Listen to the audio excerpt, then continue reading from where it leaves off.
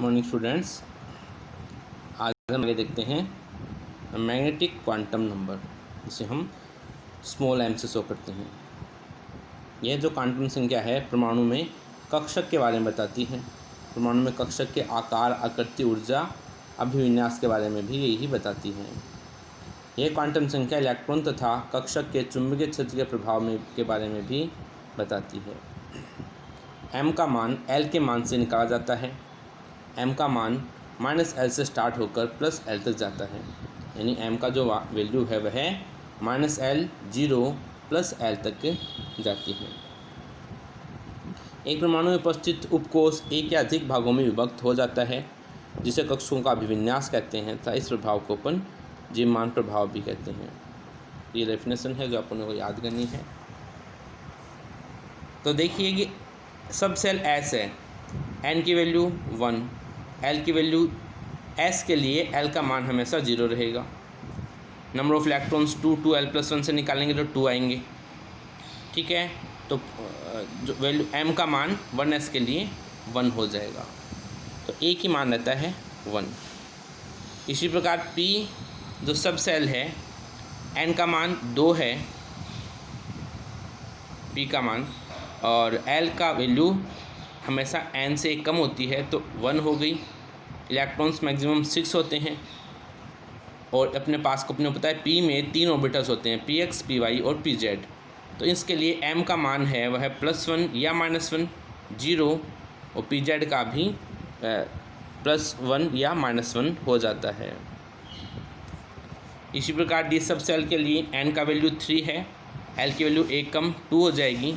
Electrons maximum 10 है और 5 D orbitals कौन से हैं, dxy, dyz, dz², dx² और dxz। तो dxy का मान + और -2 हो सकता है, dyz का मान +1 या -1 हो सकता है, dz² का याद करना 0 रहेगा, x² y² का -1 या +1 हो सकता है, और dxz का मान -2 या +2 भी हो सकता है। और अपने को पता है कि d के लिए जो m की जो वैल्यू है वह 5 वैल्यू रहती हैं, +2, -1, 0, -2 और -1। इसी प्रकार f है 4 है, n की वैल्यू, l का मान 1 कम 3, इलेक्ट्रॉन्स मैक्सिमम 14, 7 ऑर्बिटल्स होते हैं ये, और इनकी वैल्यू +3, +2, +1, 0, -1, -2, -3 के इक्विवेलेंट होते हैं ये। और जो अपने पास में इलेक्ट्रॉन्स हैं वो कितने रहेंगे, इसमें 14 रहते हैं। इसी तरह G है, इसी प्रकार से H भी सब सेल अपने पास में पाया जाता है, जिनकी वैल्यूज़ जो है वह 4 है G की, तो +4 से लेकर -4 तक चलेगा।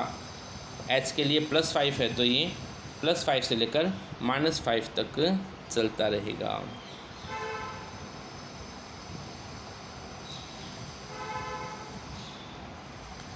ठीक है,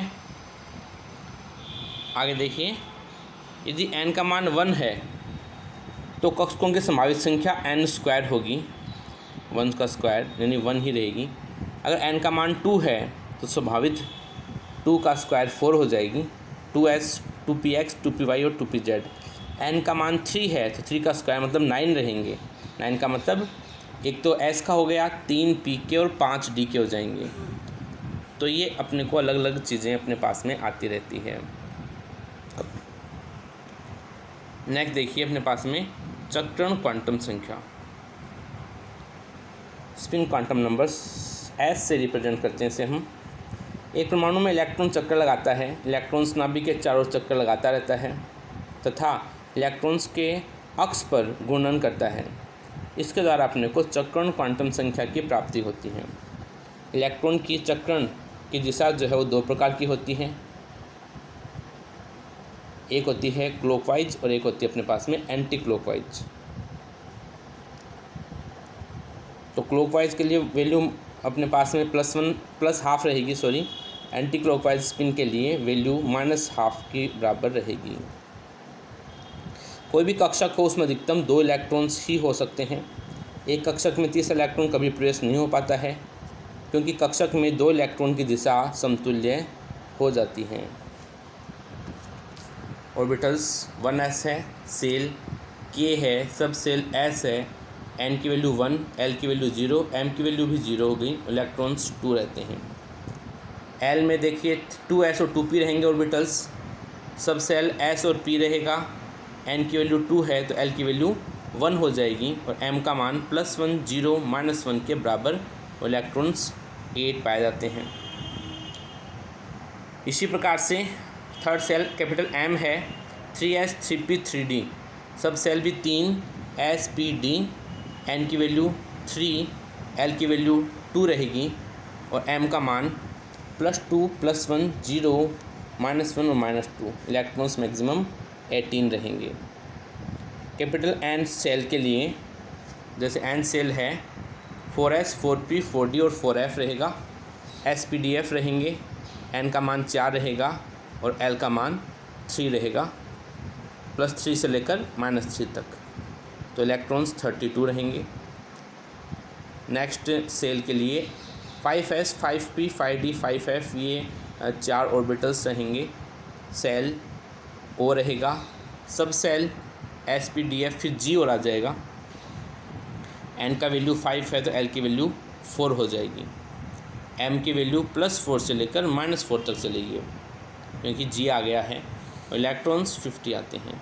तो ऐसे ही 1 बाई 1 ये लगातार बढ़ते जाते हैं, ठीक है ना। तो ये वैल्यू अपने लिए काफ़ी महत्वपूर्ण रहेगी, आपको इनको याद भी करना है।